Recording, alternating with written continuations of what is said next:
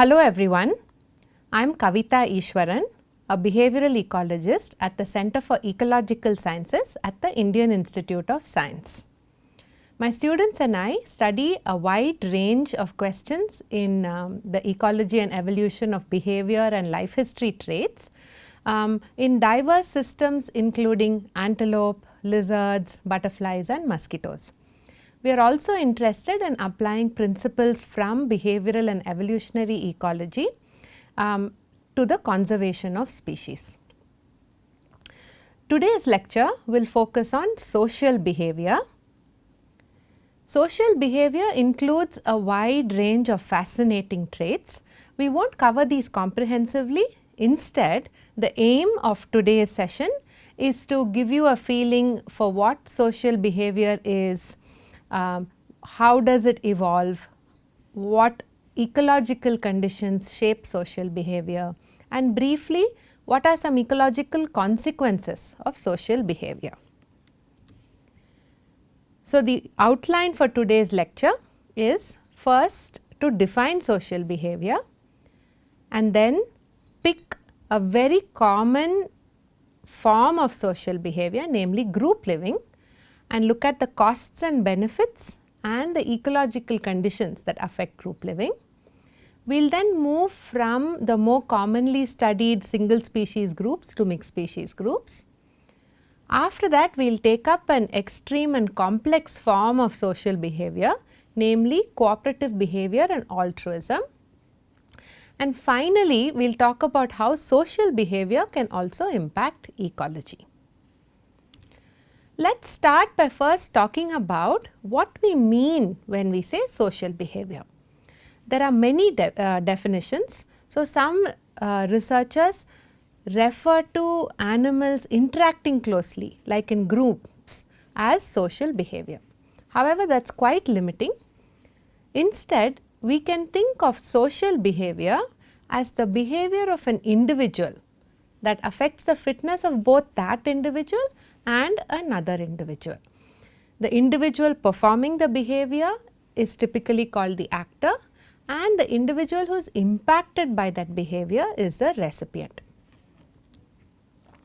Now, depending on whether the actor and the recipient are either affected positively, that is they get a benefit, or affected negatively, that is they suffer a cost, depending on that we can classify social behaviors into different categories. So, this table here for example shows the effect on actor positive and negative and effect on recipient positive and negative. When the behavior performed by the actor provides benefits to the actor and to the recipient, these are mutually beneficial social behaviors. If the behavior provides a benefit to the actor but at a cost to the recipient, that is a selfish behavior. If the behavior by the actor has the actor suffer a cost, whereas the recipient has a benefit, that is altruistic behavior. And if both the actor and recipient suffer only costs from the behavior, that is classified as spite. Now, there are hardly any strong examples of spite, that is examples of spite where we have good data showing that both actor and recipient suffer costs. Let us now take up an example, one of the most common and popular forms of social behavior that has attracted a lot of attention and that we understand quite well, and that is living in groups. Why do animals live in groups? Here are some of the main benefits to living in groups. The first benefit is reduced predation risk. I won't talk much about it because this has been covered in quite a lot of detail in a previous lecture.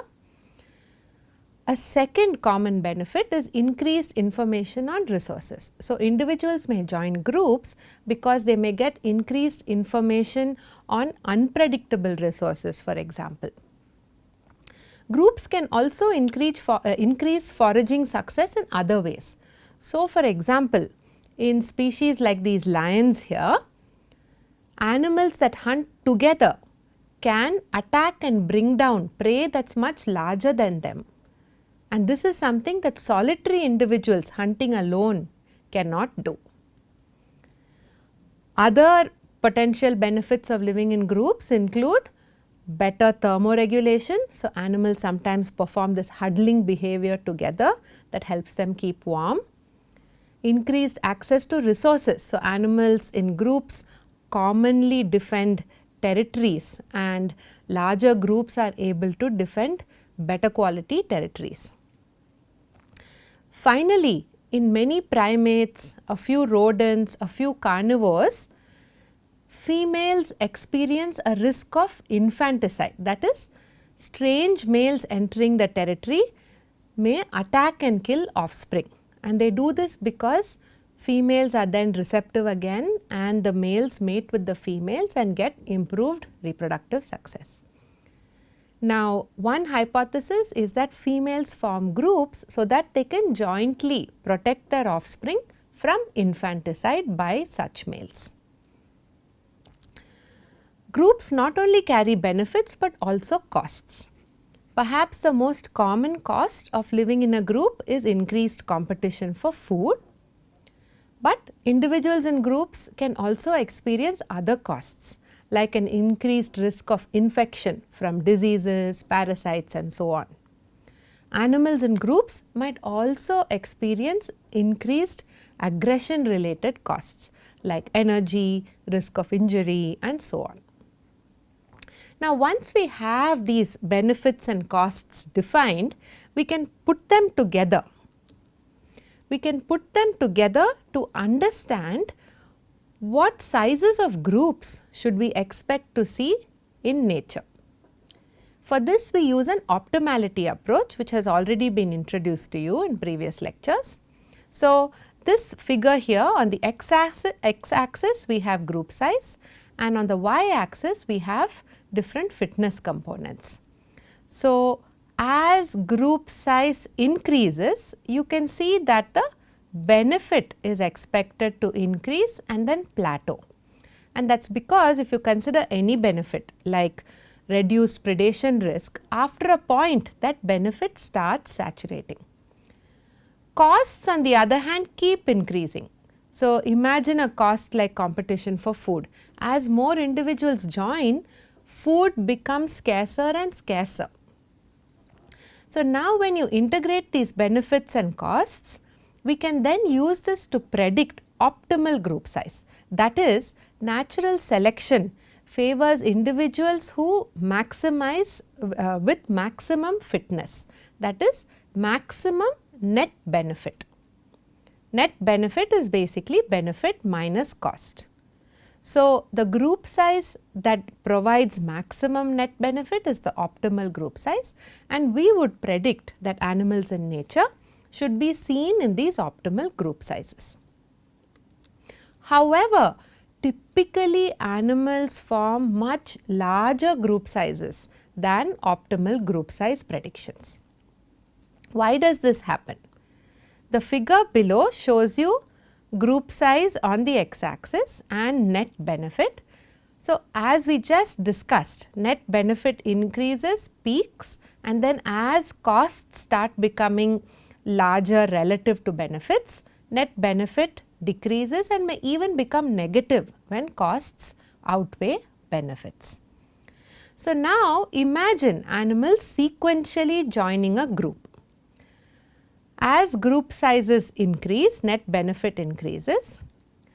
Now, imagine a group that is at the optimal group size. The next individual coming along has to make a decision between joining this group and shifting it to a suboptimal group size or being alone. Now, as you can see, the animal joining the group will still experience a much higher net benefit than if it were to be alone. So, what we would predict is that this animal should join the group even though net benefit has now decreased for all individuals in the group. This process should continue until the benefit of being in a group is similar to the benefit of being alone. So, stable group sizes are group sizes where individuals can no longer increase their net benefit from joining the group. It is very important to understand here that these costs and benefits are not fixed, they are dynamic. They depend on ecological conditions. So, conditions like predators, resources can affect these costs and benefits. Demographic conditions like population density, sex ratio can also affect these benefit cost curves. And finally, social conditions can also affect these costs and benefits. By changing these costs and benefits, these ecological conditions then can shift optimal behavior. And this is a framework that behavioral ecologists have laid out to see whether we can now predict why we see such wide variation in group sizes. So, let us take an example of applying this framework to a species and testing it. The example I am going to talk to you about is a large herbivore. In this for such large herbivores, the main benefits from forming groups are thought to be anti-predation benefits like early detection, a dilution effect, confusion effect, more time being freed up for feeding because now there are many eyes, there are many individuals who can share vigilance. The main costs of joining groups in large herbivores are thought to be feeding competition costs. Because of limited food due to others being around, groups may have to move more to satisfy dietary needs. They may also have to engage in more food searching. Now, as you can see, anti-predation benefits favor an increase in group size. Feeding competition costs favor a decrease in group size. Now, several ecological conditions are hypothesized to affect these benefits and costs. In large herbivores, if we look at anti-predation benefits, predator density is expected to affect these. Greater predator density would result in greater anti-predation benefits from joining groups, which would favor an increase in group size. Habitat structure can also affect benefits. So, certain kinds of habitats like open habitats really favor joining groups. In closed habitats, individuals may not be able to exploit benefits like early detection or shared vigilance because trees, shrubs, the vegetation cover can impact visibility. Similarly, when attacked by a predator in a closed habitat, animals might actually obstruct each other from escaping. Now, if we look at the cost side, the distribution of resources is a key ecological condition. So, forage abundance, quality and dispersion in space can affect feeding competition costs. For example, if forage availability is low, that can really increase feeding competition costs, which can then depress group size. So, in the example I am going to present to you now, this framework was tested in this antelope, the blackbuck antelope, a species that is endemic to the Indian subcontinent. Blackbuck are very suitable for a test of this framework because they are found in diverse habitats from open forests, semi-arid grasslands to very dry open habitats with very poor resources. Blackbuck also show wide variation in group size. So, here now we have this opportunity to try to link variation in ecological conditions with variation in social behavior. Some more information about blackbuck. Blackbuck are an open plains short grass species. Their main food is grass. Their main anti-predator strategy is to form groups, detect a predator early and flee. So, blackbuck can move really fast. Their main predators are wolves, jackals and dogs. So, what this study found from testing out different possible benefits and costs is that in blackbuck, as predicted by theory, group sizes appear to balance anti-predation benefits against competition costs. So, here is an example of a benefit. The figure on the top right shows you that as group size increases, on the y-axis we have the distance at which a predator is detected. So, as you can see, larger groups detect a predator from further away than smaller groups. So, a predator is able to approach a smaller group fairly close. And this is a pattern seen in both open habitats and more closed habitats. Now, if we look at an important cost, as group size increases, blackbuck groups, individuals have to move much farther during their daily foraging routine, suggesting that feeding competition cost is a cost associated with group living.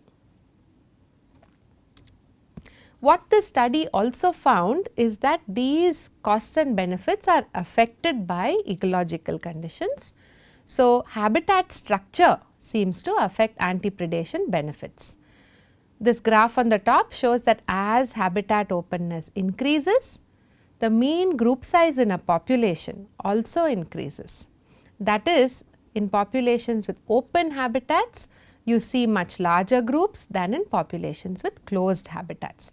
So, this supports the idea that open habitats provide greater benefits to group living and therefore favors group living, whereas closed habitats do not provide as much benefits to group living, and therefore you have selection favoring a decrease in group size in closed habitats.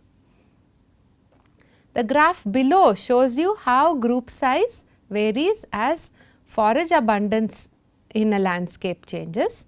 So, population with high forage abundance have much larger groups than populations with low forage abundance. So, this supports the hypothesis that forage availability can constrain group size. So, what this work shows you is how ecological conditions can shape group living. Let us move on now to a very different kind of social behavior, which is agonistic behavior. Agonistic or aggressive behavior refers to behaviors that individuals engage in, usually in a competition context. This can include non-contact behavior like displacement, dominance, subordinate interactions, can also include physical aggression. Now, the example I am going to talk to you about is from the Asian elephant. The Asian elephant shows female bonded groups, males are mostly solitary. These female bonded groups show fission fusion dynamics. That is, the individuals who regularly interact with each other can be clubbed together in a larger grouping structure called the clan. Now, all clan members do not associate with each other constantly. Instead, they break up into these more fluid smaller groups, and these groups can join and split over a day, over a few hours, or even over weeks.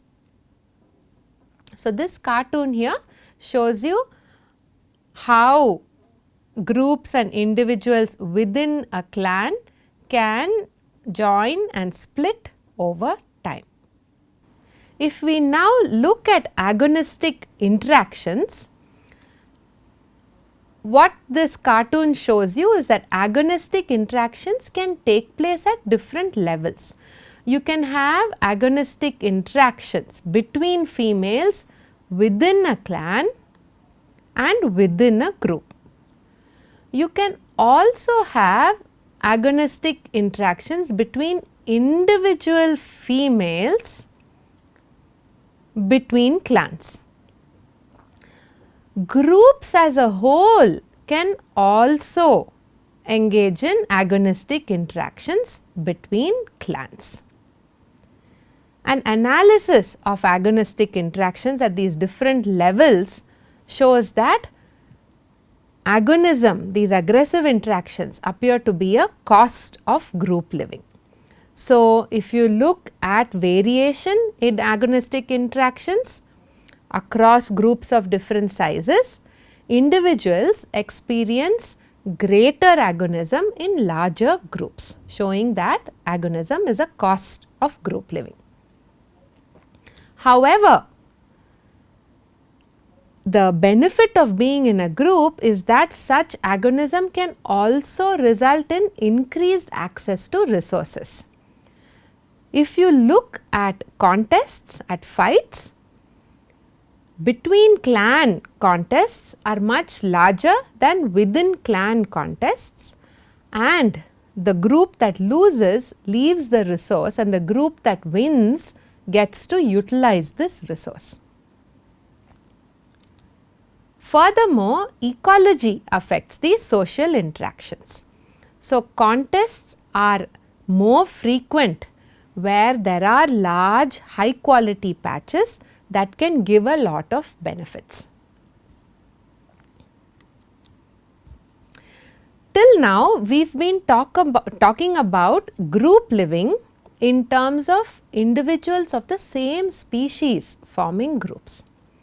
However, behavioral ecologists have been discovering such sociality between species also.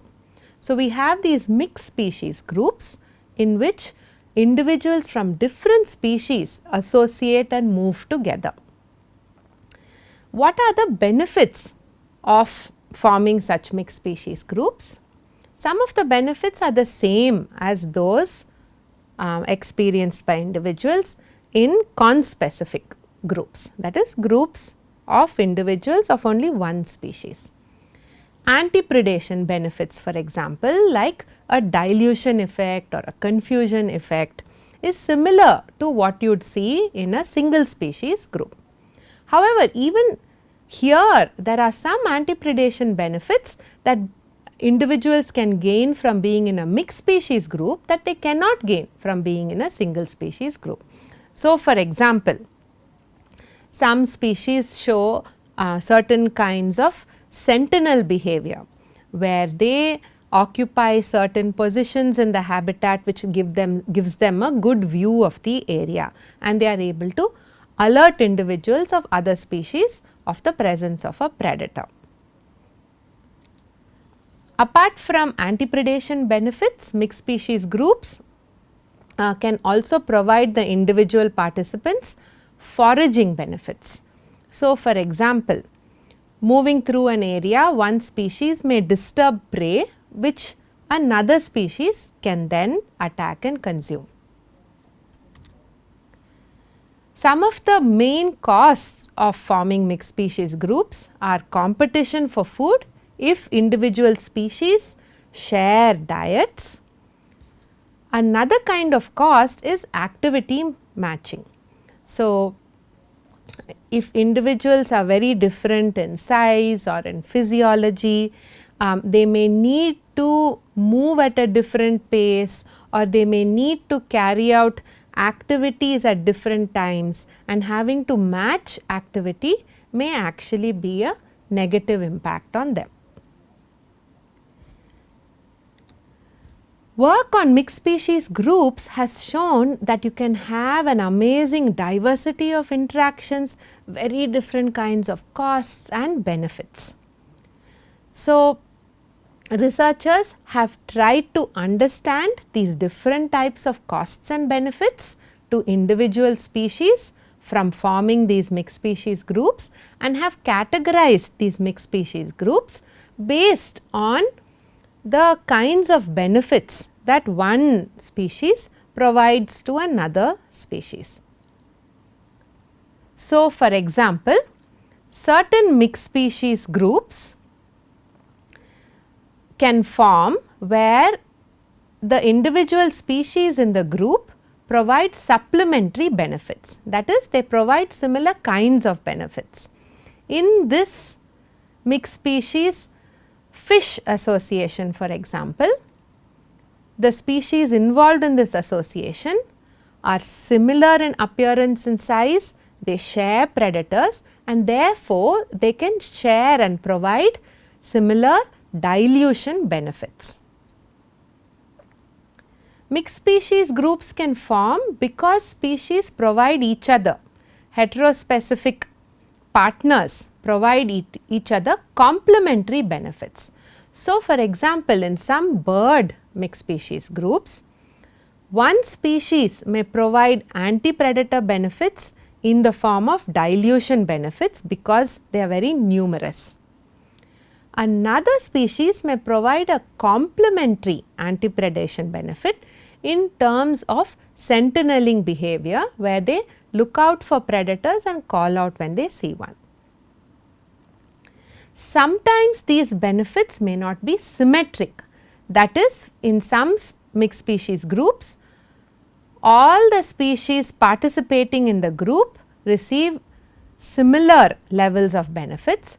However, in other mixed species groups, these benefits can be unequal. So, for example, in this fish mixed species group, one fish species disturbs the substrate, providing food that the other species can benefit from. But the species that disturbs the substrate does not get any benefit from the other participating species. It is important to note here that you can see very interesting social behavior in species that are solitary, that are dispersed and solitary too. The kind of social behavior you can see in solitary species can range from aggression to cooperation. This brings us now to a very fascinating and complex form of social behavior that has taken up the interest of behavioral ecologists and evolutionary biologists for a long time now, and that is cooperation. So, cooperation is where the behavior of an individual, of the actor, provides benefit to the recipient. Cooperative behavior can result in benefit to the actor also, or no benefit or even a cost. So, for example, this meerkat here is scanning the habitat for predators, and if it sees a predator, it provides an alarm call that allows other individuals to hide from the predator. The alarm calling meerkat may benefit also because when all individuals move together, there is a confusion effect. On the other hand, there might be a cost to alarm calling by attracting the attention of the predator. Behaviors of the actor that provide a benefit to the recipient at a cost to the actor are called altruistic behaviors. And such behaviors are puzzling because it is not clear why will an individual behave in a way that does not benefit it and provides a cost and actually results in a cost to the actor. Some of the most complex forms of altruism are shown by eusocial species. So, eusocial species, many ants, termites, bees, wasps and even some mammals show eusociality. This is where individuals are differentiated into reproductives who have offspring and non-reproductive individuals who forego their personal reproduction and instead carry out other tasks like defending the nest, bringing in food, taking care of offspring. In some species, like in many ants, termites, some wasps, even some mammals, such division of labor can be very specialized and result in specialization of tasks, which in turn can result in extraordinary efficiency in the performance of these tasks.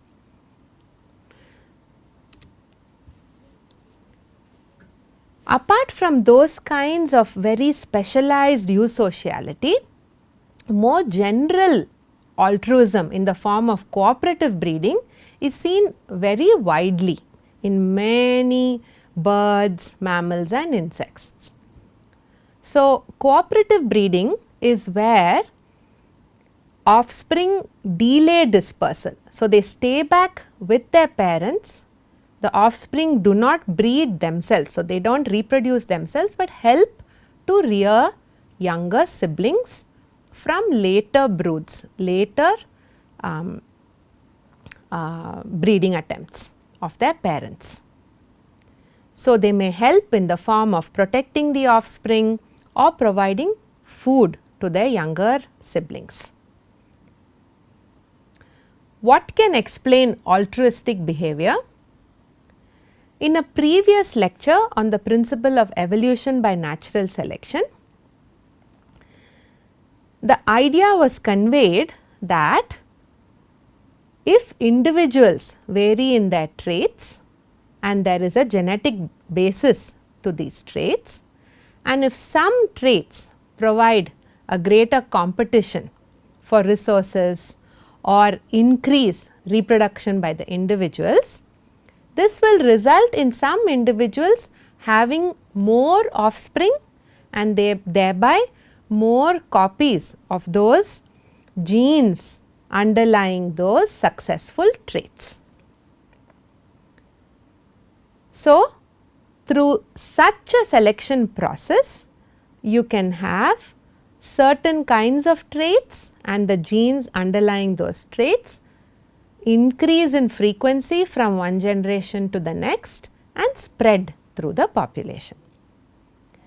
Now, to understand altruistic behavior, it is important to appreciate that alleles can be passed on from generation to generation through direct fitness, through offspring, but also through indirect fitness, that is through relatives. Here it is important to understand the concept of coefficient of relatedness. That is the probability that two individuals share a gene that is identical by descent, that is inherited from the same ancestor. So, R equals 0.5 for parent and offspring and for full siblings.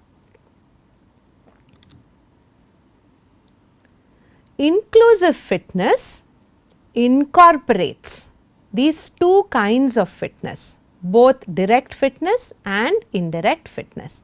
So, let us look at this cartoon here. An individual can pass alleles to the next generation both through its own reproduction and also by helping a relative and thereby allowing the relative to have extra offspring that the relative would not be able to have otherwise. So, an actor of altruistic behavior can help a relative produce extra offspring that the relative would not be able to produce otherwise. So, direct fitness are offspring that are produced due to the individual's own actions, not through the help from other individuals, and indirect fitness is the contribution of an individual to the reproduction of other individuals through actions like helping, and the extra offspring have to be adjusted by relatedness. So, the hypothesis now is that natural selection can select for traits including altruistic traits that increase either direct fitness or indirect fitness. Altruistic behavior can evolve because the benefit to the actor through the increased offspring produced by its relatives is greater than the cost to the actor. This was first framed by William Hamilton, the evolutionary biologist, and is called Hamilton's rule. That is, the benefit to the recipient from the altruistic act adjusted by the relatedness between the recipient and the actor should be greater than the cost to the actor. So, this is a case where we try to explain altruistic behavior through indirect fitness benefits. Altruistic behavior can also evolve through direct fitness benefits. So, for example, according to the group augmentation hypothesis, individuals may help their parents to rear siblings because they are rearing group members who can increase the survival and reproduction of those individuals. So, for example, in meerkats, resources are very scarce and groups defend territories. When groups from adjacent territories meet and fight to try to increase their territory size and gain access to additional resources, the larger group wins in these fights. So, the probability of winning intergroup fights increases with relative group size.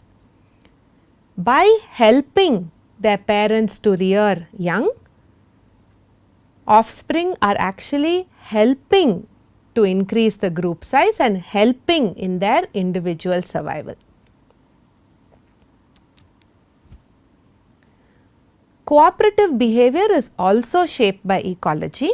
So, cooperative behavior is very common in harsh, unpredictable environments like deserts. In such environments, resources are limited, territories and opportunities for breeding are limited.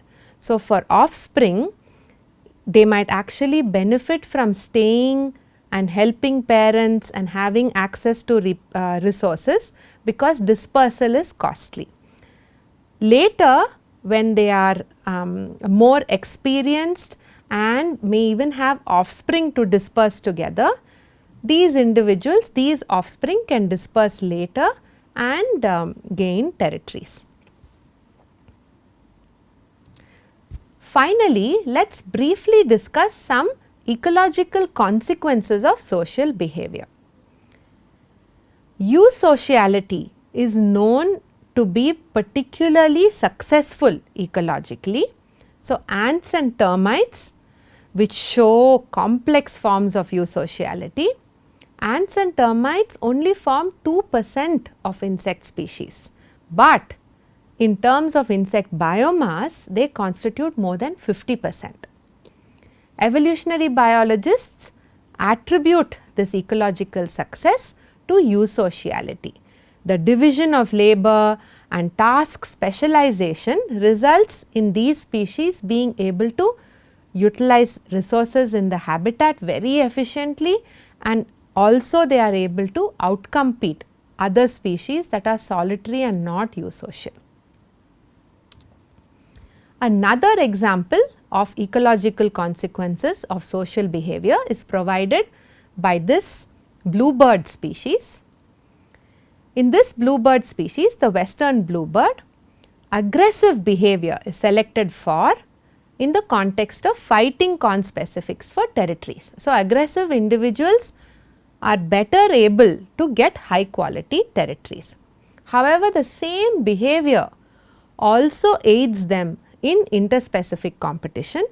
They are able to outcompete a related mountain bluebird species, and this has allowed them to expand their range.